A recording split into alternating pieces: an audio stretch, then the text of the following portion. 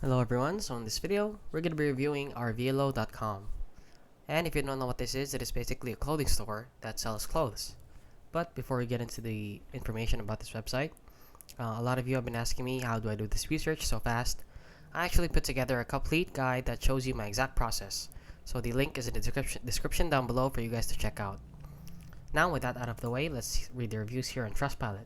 So they're actually rated 3.4 out of 5 stars here on Trustpilot, which is pretty bad, with 423 reviews. So let's see all the reviews here.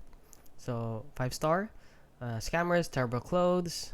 Rate 0 stars if that was an option. Another couple 5 stars. Pure donkey ass. This company is definitely a scam. Absolutely shocking. Not as advertised. Overpriced, cheap clothing. Can't believe this company is still trading. And never buy or support them. So basically, this scam website is basically selling clothes. However, the product does arrive. However, it is not what is advertised.